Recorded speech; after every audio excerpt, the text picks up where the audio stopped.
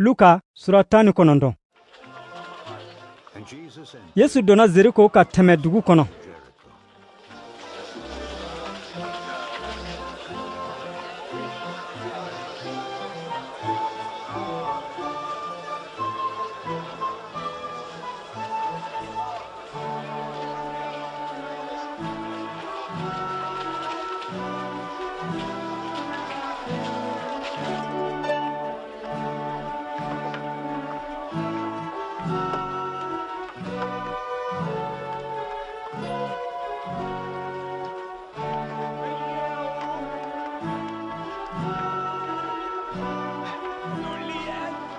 Cɛ dɔ tun bɛ yen, o tɔgɔ ko Zangɛ. O tun ye faama wariminɛbaw kuntigi nafolobatigi dɔ ye. A tun b'a fɛ ka Yesu ye ka a dɔn, nka a ma se ka ye jama kosɔn, ka tuguni a tun ka surun.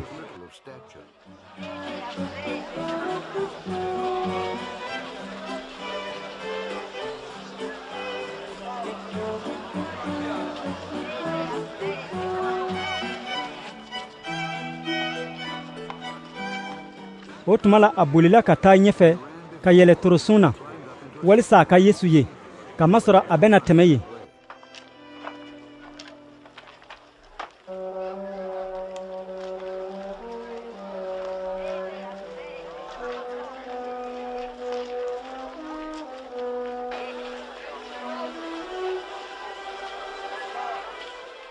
Yesu selen o yɔrɔ la, a y'a ɲɛ kɔrɔta ka sanfɛla filɛ ka Zangɛ ye k'a fɔ a ye ko: Zangɛ, i teliya ka jigin, wajibi don ne ka jigin i ka so kɔnɔ bi. Zangɛ jiginna joona, a ɲagalilen taara n'a ye a ka so. Mɔgɔw bɛɛ y'o ye min kɛ, u binna dajukɔrɔ kuma la ko: nin cɛ taara jigi jurumutɔ ka so.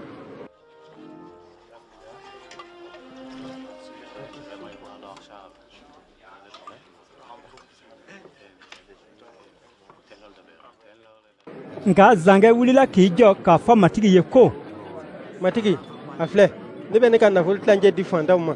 Ni ne ye mɔgɔ dɔ ka fɛn dɔ namara, ne na o ɲɔgɔn 4 segin o tigi ma.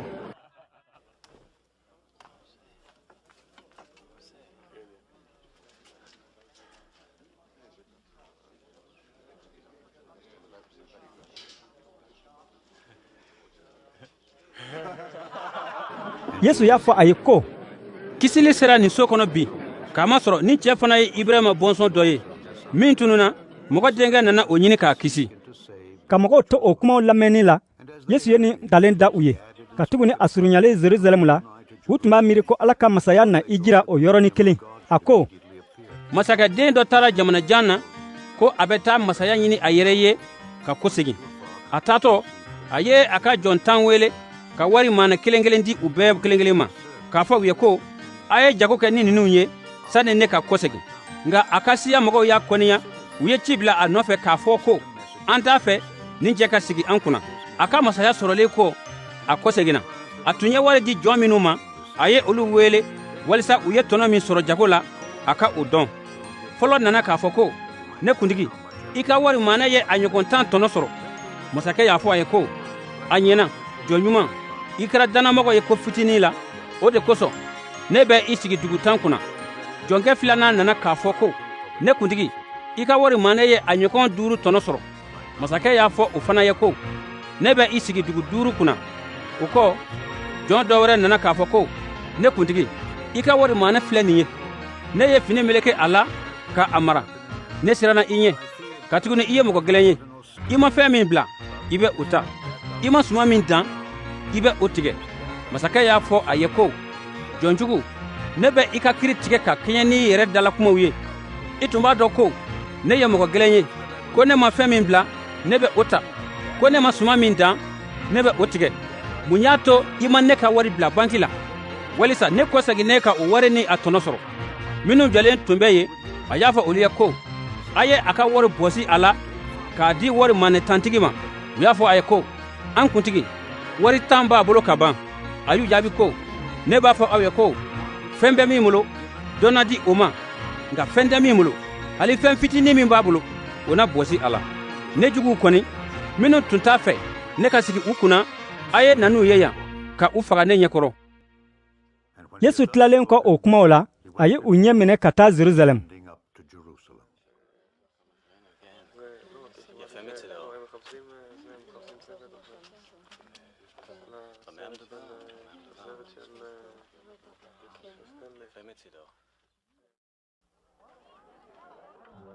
a surunyara Betefage ni Betani la tuma min na ka se kulu dɔ kɛrɛfɛ o tɔgɔ ko Olivier kulu. A ye a ka kalandenw la 2 ci ka taa u ɲɛ. A ko, a ye taa aw ɲɛfɛ dugu la. Ni aw donna dugu kɔnɔ tuma min na, aw na faliden dɔ sirilen sɔrɔ yen. Mɔgɔ si ma yɛlɛ min kan fɔlɔ. A ye o foni ka na n'a ye yan. Ni mɔgɔ dɔ ye aw ɲininka ko, munna aw b'a foni? Aw k'a fɔ o ye ko, matigi mago b'a la.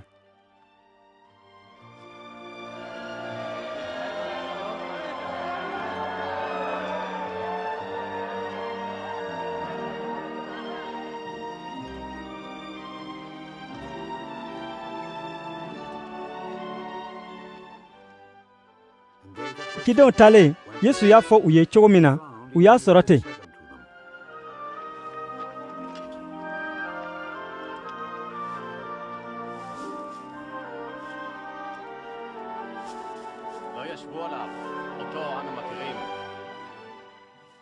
Ka u to faliden fonini la, falitigiw y'a fɔ u ye ko, mun y'a to aw bɛ nin faliden foni? U ko, matigi mago b'a la.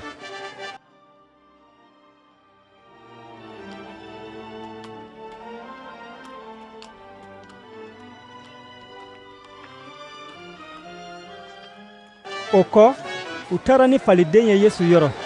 U ye u ka finiw da a kan ka Yesu layɛlɛ a kan.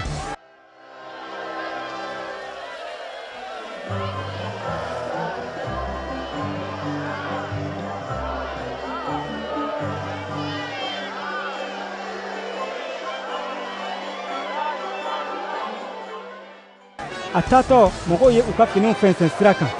Yesu surunyalen Jerusalɛmu la, Olivier kulu jigin sira fɛ, a ka kalandenw jamakulu bɛɛ ɲagalitɔ binna Ala tanuli la ni kanba ye.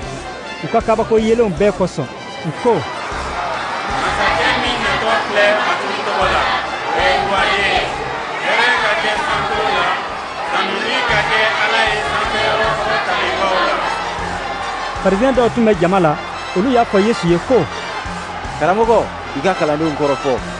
A y'u jaabi ko, Ne b'a fɔ aw ye ko, ni ninnu y'u makun, hali kabakuruw na pɛrɛnkan bɔ.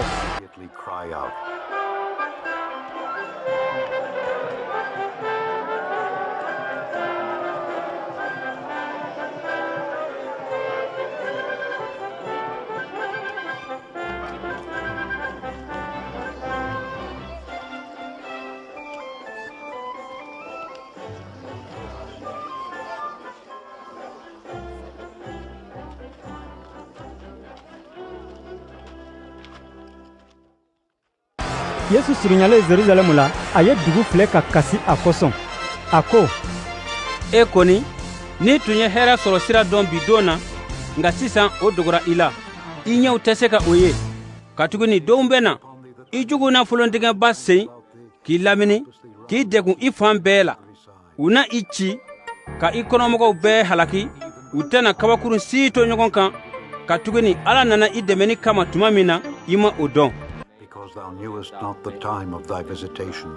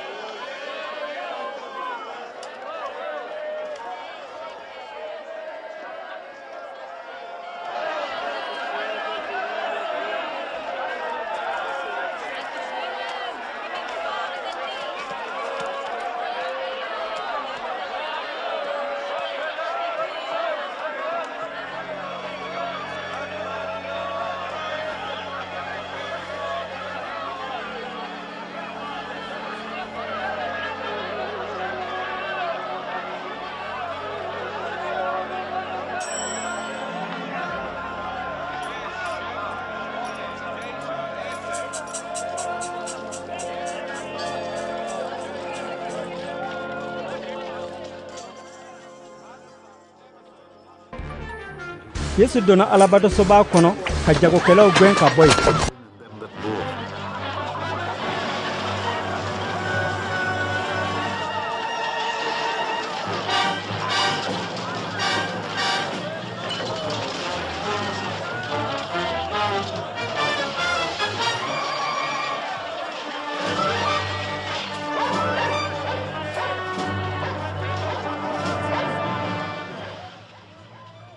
A y'a fɔ u ye ko a sɛbɛnnen bɛ ko ne ka so na kɛ aladeliso ye nka aw kɔni y'a kɛ binganikɛlaw dogoyɔrɔ ye.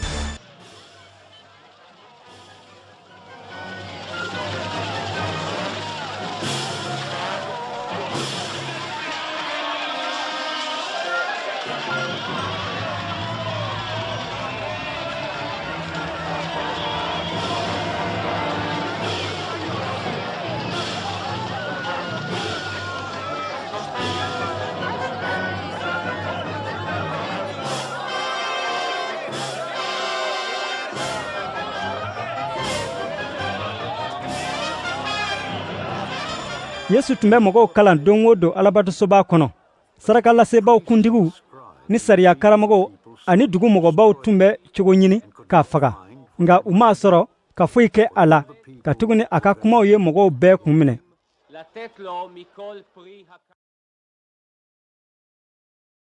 Luka sura 20.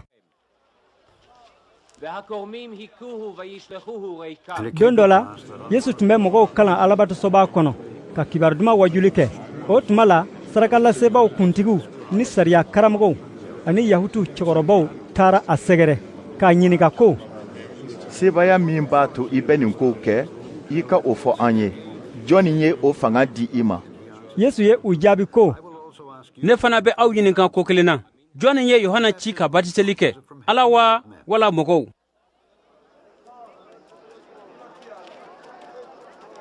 O tuma la, u kumana ɲɔgɔn fɛ ko, ni an ko Ala y'a ci, a n'a fɔ ko mun y'a to an ma da a la. Nka ni an ko mɔgɔw y'a ci, mɔgɔ bɛna an bɔ ni kabakurun ye ka an faga. Ka tuguni u dalen b'a la kosɛbɛ ko Yohana tun ye kira ye. O de kosɔn u y'a jaabi ko u ma o dɔn. Yesu y'a fɔ u ye ko, ayiwa, sebaya min b'a to ne bɛ nin kow kɛ, ne fana tɛna o fɔ aw ye.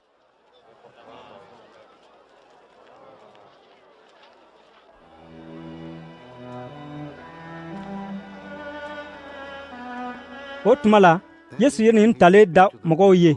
A ko, cɛ dɔ ye raisin nakɔ bin k'a kalifa raisin sɛnɛkɛla dɔw ma ka taa jamana wɛrɛ la ka mɛn ye.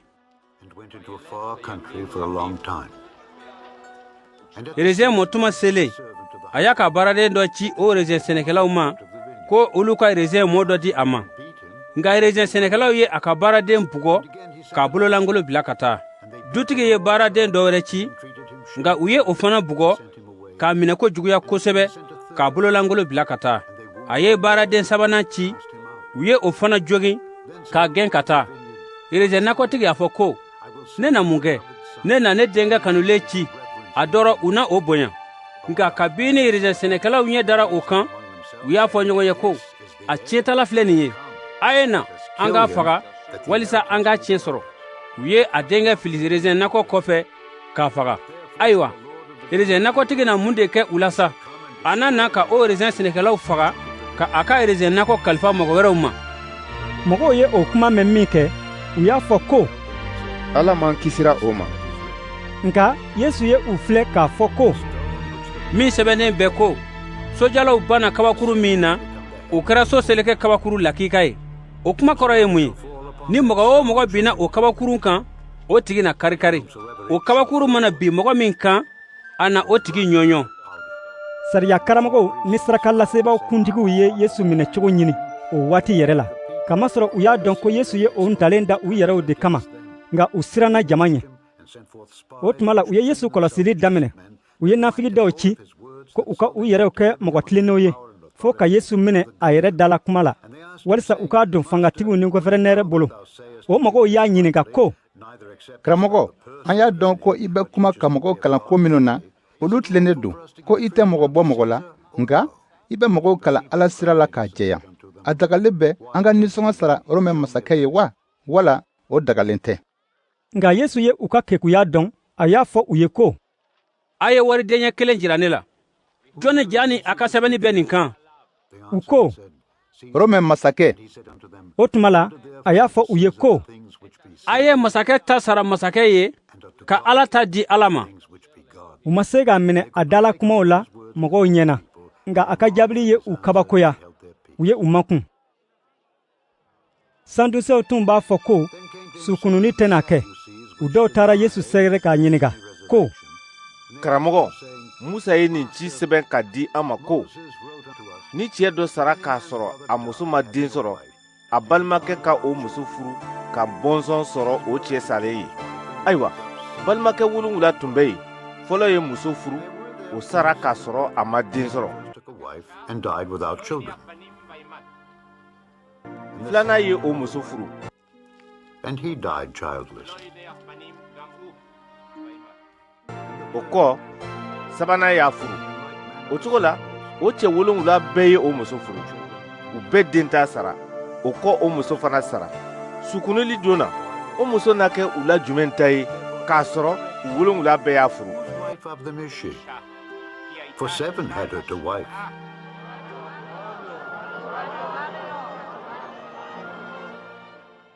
Yesu ye u jaabi ko: Nin diɲɛ la, cɛw bɛ furu kɛ, musow bɛ di furu la. Nka cɛw ni muso minnu ka kan ni o diɲɛ nata sɔrɔli ani su kununi ye, o don na cɛ tɛna muso furu, muso tɛna di cɛ ma, u tɛna sa tun, nka u bɛ kɛ i ko mɛlɛkɛw. U ye Ala denw ye, ka tuguni u ye su kunuli denw ye. Musa yɛrɛ y'a jira ko mɔgɔw suw na kunu, ka tuguni jirinin ko bɛ fɔ yɔrɔ min na, o yɔrɔ la a ye matigi wele Ibirama ka Ala ani Isaka ka Ala ani Yakuba ka Ala. Ala tɛ su ka Ala ye, mɔgɔ ɲɛnamaw ta don, kamasɔrɔ Ala fɛ bɛɛ ɲɛnama don. Sariya karamɔgɔ dɔw y'a jaabi ko: Karamɔgɔ, i kumana ko ɲuman. O kɔ, u ma u ja gɛlɛya k'a ɲininka foyi la tun. Yesu y'a fɔ u ye ko: Mun kosɔn mɔgɔw b'a fɔ ko Krista ye Dawuda bɔnsɔn ye? Kamasɔrɔ Dawuda yɛrɛ y'a fɔ Zaburu kitabu la ko: matigi y'a fɔ ne matigi ye ko, i sigi ne kini fɛ fɔ ne ka i jugu kɛ i senkɔrɔdalan ye. O tuma la, Dawuda bɛ Krista wele matigi, ale dun ye a bɔnsɔn ye cogo di? Yesu y'a fɔ a ka kalandenw ye u bɛɛ ɲɛna ko: a ye aw yɛrɛw kɔlɔsi sariya karamɔgɔw la, u bɛ dilokijanw don ka yaala.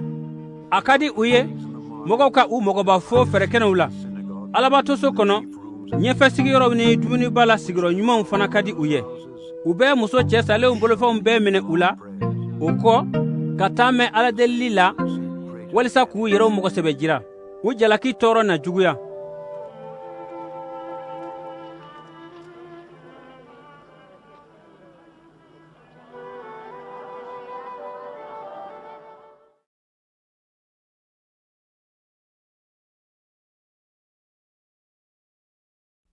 Luka sura 21.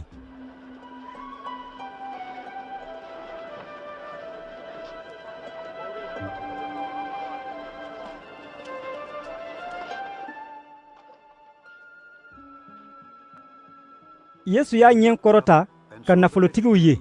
Nilifɛnw tun bɛ bila kɛsu min kɔnɔ, alabatosoba kɔnɔ, u tun bɛ u ka nilifɛnw bila o kɔnɔ. A ye muso fantan cɛ salen dɔ ye, o ye wari misɛn 2 bila o kɔnɔ. Yesu ko: tiɲɛ la ne b'a fɔ aw ye ko ni muso fantan cɛ salen ye wari min bila kɛsu kɔnɔ, o ka ca u tɔw bɛɛ ta ye, ka tuguni olu bɛɛ ye dɔ di ka bɔ u ka nafolow la. Nka ni muso ni a ka fantanya bɛɛ, a ye a bolofɛn bɛɛ di. Mɔgɔ dɔw tun bɛ kuma alabatosoba ko la ko a masirilen bɛ ni kabankuru ɲumanw ye, ani fɛn sɔngɔ gɛlɛn minnu tun dira Ala ma. O tuma la Yesu ko: aw ɲɛ bɛ nin fɛn minnu na, denw bɛ na, kabakuru si tɛna to ɲɔgɔn kan yan, u bɛɛ na bin.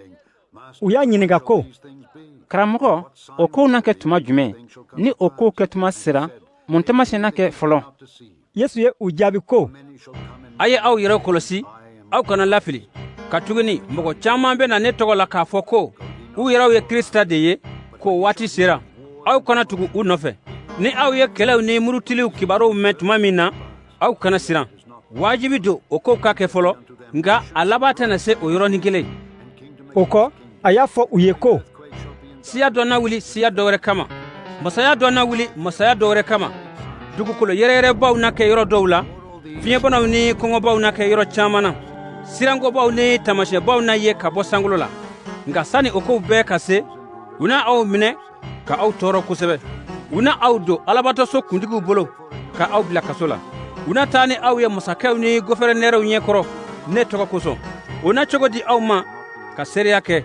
Aw kɔni ka a latigɛ ko aw tɛna aw yɛrɛw lafasali kuma labɛn sani o tuma ka se. Ka tuguni ne na da ni hakilitigiya di aw ma, fɔ aw jugu si tɛna se ka aw sɔsɔ wala ka aw ka kumaw kɔkari. Hali aw bagenbaw ni aw fadenmaw ni aw balimaw ni aw teriw na aw do bolo la, u na aw dɔw faga. Mɔgɔw bɛɛ na aw kɔniya ne tɔgɔ kosɔn. Nka hali aw kunsigi kelen tɛna tunu. Aw ka muɲuli de n'a to aw ka aw yɛrɛw niw sɔrɔ. Ni aw y'a ye ko kɛlɛbolow ye Jerusalem lamini tuma min na, a y'a dɔn ko a ci tuma sera. O tuma la Jude jamana mɔgɔw ka boli ka taa kulumayɔrɔw la. Minnu bɛ Jerusalem dugu kɔnɔ olu ka bɔ yen, minnu bɛ kungo la olu kana don dugu kɔnɔ. Ka tuguni o donw n'a kɛ hakɛbɔdonw ye, walisa kumasɛbɛnninw bɛɛ ka dafa. Muso kɔnɔmaw ani minnu bɛ sin di denw ma olu na tɔɔrɔ o donw la kosɛbɛ. Ka tuguni tɔɔrɔba na kɛ dugukolo kan. Ala ka dimiyakow na bin ni siya mɔgɔw kan. U na faga ni ban ye, u na minɛ jɔnya la ka jɛnsɛ siya wɛrɛw cɛma. Siya wɛrɛw na Jerusalem cɔngɔ u sen kɔrɔ fɔ o siyaw ka waati ka dafa. Tamasiyɛnw na ye tile ni kalo ni doolow la, ɲɛga na siyaw sɔrɔ dugukolo kan. U na kɔnɔna fili kɔgɔji ni a jikirubaw mankan kosɔn. Mɔgɔw na kiri siranba ni dugukolo kan ko nataw ɲɛnafilɛli kosɔn. Ka tuguni sankolo sebayaw na yɛrɛyɛrɛ.